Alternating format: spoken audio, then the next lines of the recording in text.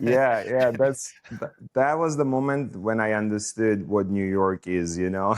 It was so much it was so No much one fun. Like, caring.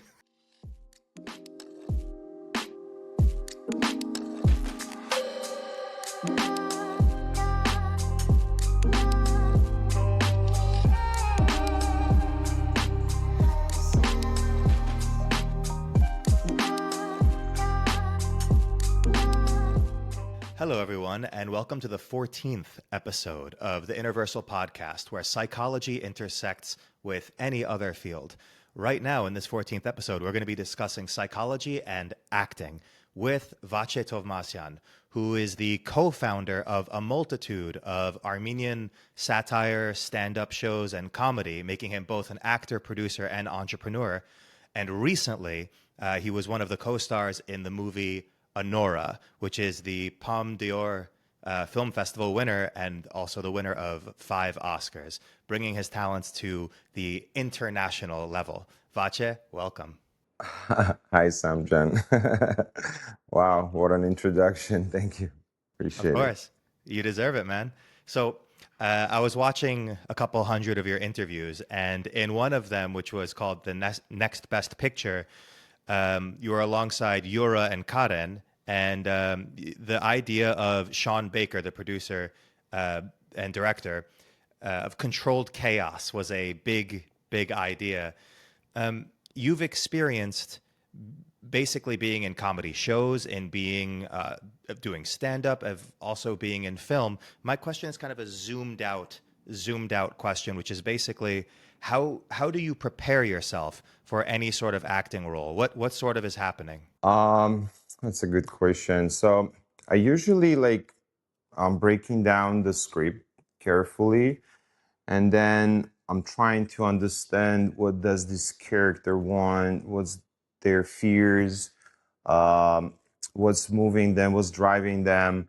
And then when I understand the psychology of the character, I work on like physicality, how they talk, how they speak or even breathe or move, you know.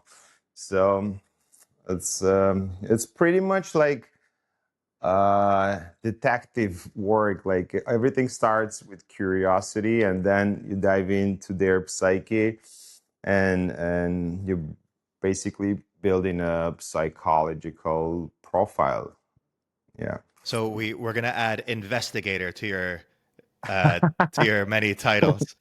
Yeah, it's a fun thing to do. I like it.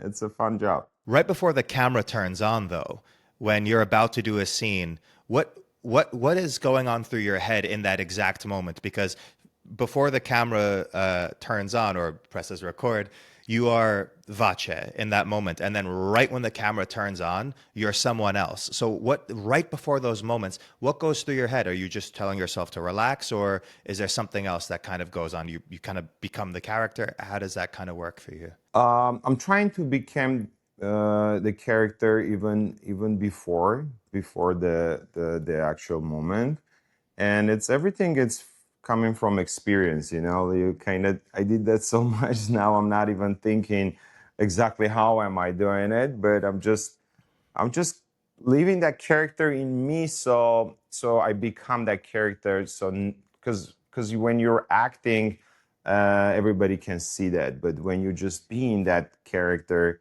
that's the honest version of it. It's better version of doing that thing. I believe. So you're kind of in that character role before the camera even starts. It's almost like method acting, where you've convinced yourself that you are now this person. You're going to be Yeah, this person. So when the camera comes on, there's no additional thing. You're still the person. Just now you're in a scene exactly. with that person. Yeah. Very cool. Before Anora, before Lost and Found in Armenia, for about 2 decades, you were doing stand up. You were doing these comedy sketches that you were actually producing too, which is incredible. I Yeah. want to ask you, how do you sort of differentiate between comedic roles and more serious roles? Yeah, I believe comedy is more like about the timing and rhythm. It's very important. When drama is about more like stillness and depth, you know, like if I if I dare to compare that with music, I would say like comedy is more like jazz, like when it's more like about timing, feeling the crowd and what they want, like listening the audience and trying to surprise them, I would say. And drama is more like classic music. um, yeah, comedy is more like about the surprise. And what I strongly believe, it's comedy is a bit harder. I don't want to say harder, but it's whatever is funny, it's not funny for everyone because we have like specific like things it's funny for us, right? Like regarding humor, I can laugh on something else, you laugh on something else, but the drama is the same for everyone. That's why when you see like uh, a comedy movie and it has like, I don't know, like 7.2 and in IMDb, it's a high rating for comedy, but for drama it's not. So I would say like it's very hard to find things which kind of bring everyone together in that laughter. So so yeah, it's that's the difference. I'm assuming. That's very interesting. The idea that like tragedy and seriousness across cultures is pretty uniform. It's pretty constant. It's pretty consistent. But comedy is a little bit more nuanced. That requires sort of an understanding of the culture. It reminds Exact. me in another interview that I was watching. I just the idea of this is hilarious to me. You spoke about you spoke about walking around Brighton Beach with the fake vomit, and no one was looking at you in Brooklyn, and it kind of surprised you why no one's looking at you. And I'm from Armenia, just like you, and when you walk around Armenia, everyone looks at you. Just Uh, doesn't matter. It's just people. It's normal yeah. to be looking at someone. So I just think of that. And Karen, your co-star, mentioned that translating comedy into three languages is a distinct challenge. So let me ask you, just how is acting for an Armenian audience different than acting for, let's say, a global audience or an American audience or Western audience? Yeah, so that was actually the funny moment, and oh, you did really good job. You watched the whole interviews. I Thanks, couldn't and get that out of my head. You just walking around with I remember that scene. It was incredible because you have a concussion in the film. yeah, that was the moment when I understood what New York is. It was so much, it was so much No one fun. caring. Yeah, because in Armenia, even if you just walk, people staring at you. Like I was talking to this girl lately. She's like, that's she was Russian, and she's like, when how we understand this person is Armenian when they're staring, we understand he's Armenian. So we have that thing, but yeah, in Armenia that was like more probably empathy or something, but on Brighton Beach Avenue that was totally like different. I was like a ghost. It was like such a It's not even that in Armenia people stare at you in a mean way or anything like that. It's just they just look. They yeah. they observe. Whereas in New York, looking at someone is kind of a threat automatically. Oh yeah. Yeah. Okay, So that that makes sense. Yeah. you could walk around naked and people will just be like, "Yeah, that's the naked guy. Whatever. Ignore him." Yeah, that's so cool. That's not me telling people to walk around naked in New York. We don't need any more of that. Yeah. Coming back to your question, so I feel like for me, because I never performed on a stage in English here. I just recently moved. It's been like 4.5 years I'm here, and I'm still learning. Like all this, like it's a totally different language, and performing in Armenia, it feels like I'm speaking my native language, not only. I'm talking about linguistic wise, but also like let's say all this like cultural wise, like the background and because I know what Armenians are and what my people wants, and it's different. But for like international audience, it's a challenge. It's very challenging. So I'm still going through that phase to kind of adapt and feel as comfy as I'm feeling when I'm performing in Armenian. So hopefully I'll get there soon. I'm working on like short, like I have my stand-up special. It's like hour and a half. My performance. So I'm trying to find like 5 7 minutes of it to translate, which will be internationally understandable, and try to perform somewhere here in comedy club in LA. And when that comes up, please obviously let us know. We'll broadcast that everywhere. Oh, okay, I will. Yeah, hell yeah. Um, Yeah, sure. I want to ask you about something called transfer effects. It's basically like when you get very good at multiplication, your skill in addition gets better. When you get better with division, your skills with subtraction get better because they're very related. My question is essentially, and those are called transfer effects. My question is, how has your sort of stage work, your comedy, helped you in preparation for film? Like I would say that stand-up type of comedy teached me fearlessness. So it's like because performing on the front of like audience, especially when you do like more like stand-up, because we started as like more sketch show, and when you playing a character, and when you playing a character, if something goes wrong, that's the character. You blame the character. Everybody, nobody's blaming you. But stand up when you're talking to people and you just kind of naked, if that makes sense. Like you're speaking your voice, just your stories, and you should be funny and remembering so much lines and just feeling the audience and everything.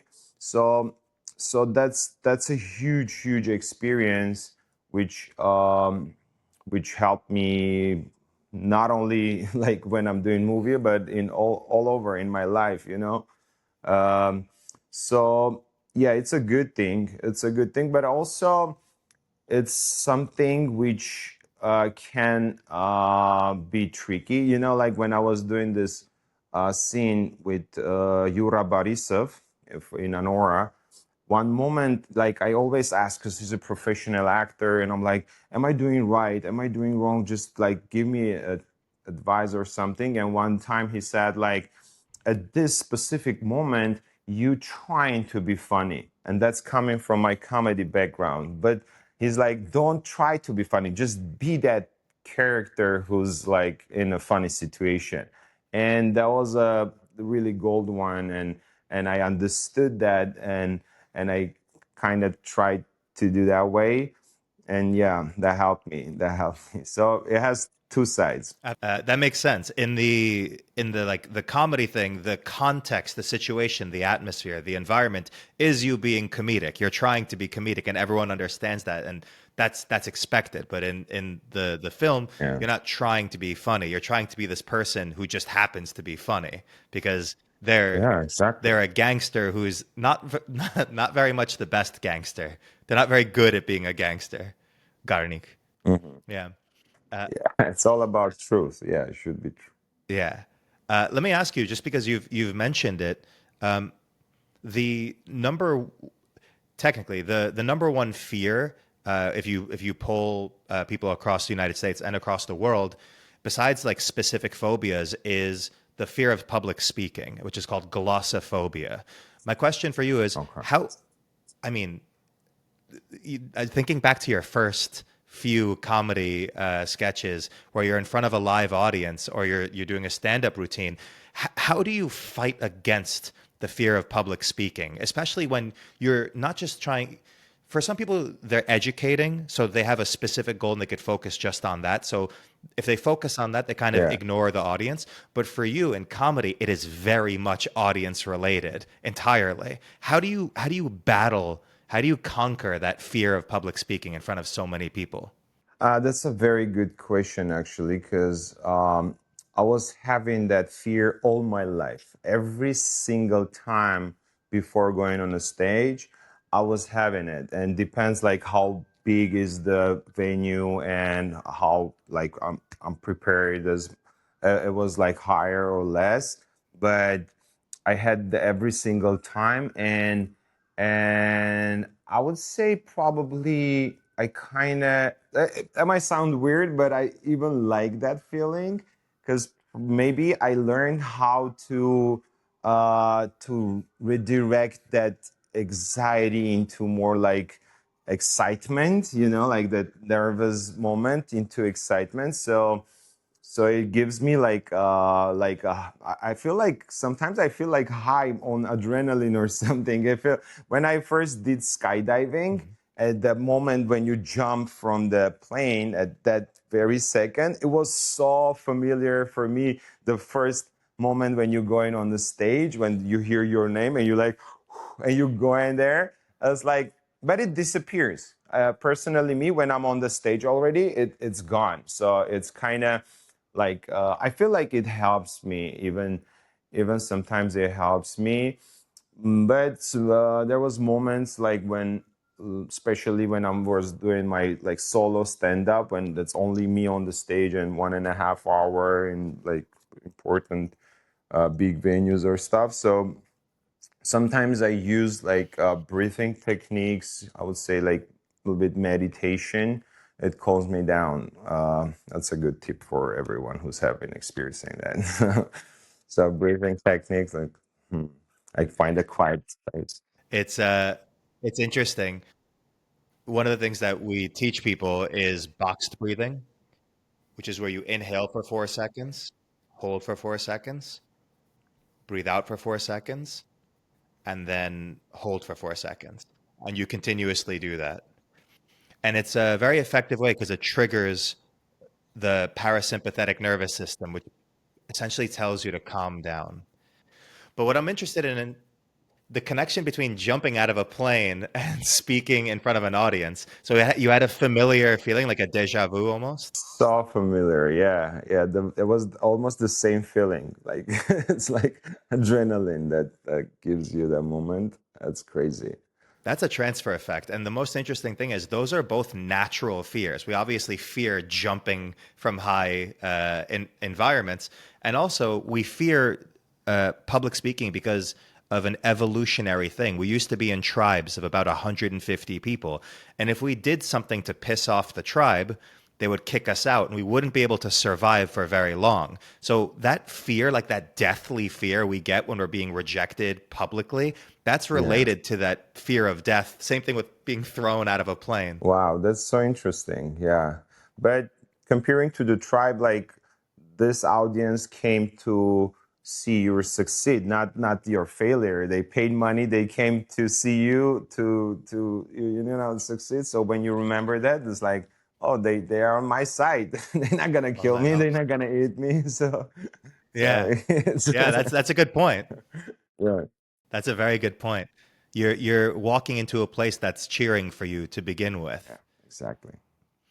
Do you remember your first one, your first ever comedy routine? And were you extremely nervous that first time, or would you always have these kind of skills to kind of calm yourself down before they said, Vache Tovmasyan, come up to the stage? The first one, like, I would say my mom remembers that better because she was like, when you were 2 years old, you were standing on the chair and like saying like this, like big, huge, like I was impressing all the guests. I don't remember that because maybe after like when I start become more like consciousness, like I had that shame and everything, like but but that talent probably was in me when I was very young. And but first performance, it was in a school. It was like theatrical performance. We're doing this Romeo and Juliet thing, and I was Which one were you? Jul- Juliet's father. Because I was like, I could try change my voice, and I was talking like this. And I even remember when I was on my eighth grade, like another kid like came to me, like he was probably younger me than like two years or something. Is like, hey, whole part, like it was uncle. Hey, uncle, you did really good job in that performance. I'm like, I'm from this school, bro. I'm not, because I was looking so old because they give me You this, were like, convincing yeah. So with your age. so probably I was convincing enough. So that was the first thing, and then we started doing this comedy competition with among Soviet Union's country. It's a very well known comedy competition called Galvan, and Armenians had like three champions team in that performance. So that means like our nation is has its specific kind of sense of humor, and humor is very connected to intelligence, I believe. Definitely. And that was a very popular game. So even countries, they were doing that competition in between. So I was in economical university, like and we had this competition in the university, and then we become champions, and then we start performing in the country, like among universities, like medical, and then we become champions and created dream team, and we're performing in Russia, representing Armenia. So that's how my career started. But the moving point, why I went to this when I was studying in the university, why I did this, because I like that girl. She was involved in this. So just be close to her. I went there and everybody's, Aw. oh, you're doing so good. You play this, you play that. And that's how my career started. So You go to the girl. Did you hear them complimenting me? it was like first instinct. It's a moving thing for the men, I guess. Yeah, attraction is definitely a motivator.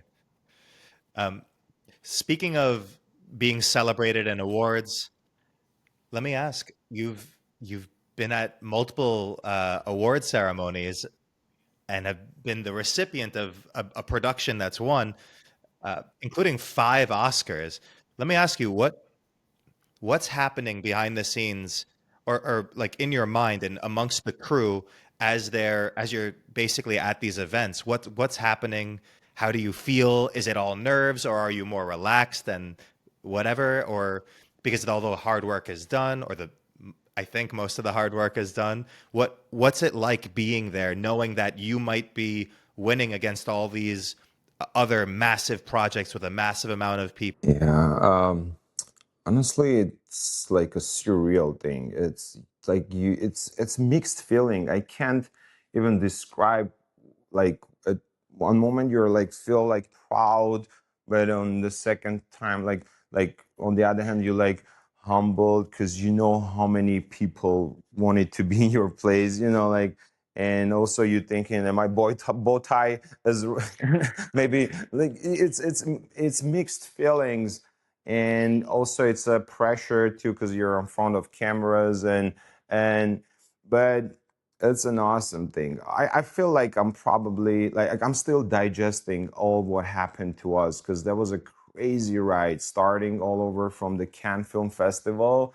and after that, one after another, the other festival, and you seen all this, meeting these all celebrities, and just like being in that crowd, like Telluride, I don't know, like award season started, Gotham Awards, SAG Awards, Spirit Awards, Critics' Choice, and it was like Golden Globe, and then finally Oscar. Like it was a year of these roller coasters, and we had this like premieres in between, like Hollywood premiere, New York premiere. You do this Q&As, and all the time you're waiting for something. And the most horrible moment was when it was like over, even though that was a big success, like 5 Oscars, right? But then, like, I was like, so what's next? Is that it? And what was gonna happen? And I was like in deep, deep, like whole, I would say, like, I don't want to say depression, but it was like I was numb for a month. I was like, what I'm gonna do? I didn't want to do anything. I was getting these offers from Armenia. Let's fly, do this, do that. I was like, no, I need like I need to take my time. I just need to process this because it was such an, it was like, wow, like is this it? Maybe there's no another day like this coming, and it was tough, but I fight it, and now like we're working on the new things. And I remember during the break, during the Oscar, when you wait for seat fillers to come back and you go take your seat, and there's a line um, on the front of entrance. And there's this lady, I don't remember her name, but she's like, producer, you're from Anora, right? She said, I'm like, yeah. Okay, congratulations. We already had like 3 Oscars at that moment. And she's like, congratulations. Feels cool, right? Yeah, I'm like, yeah.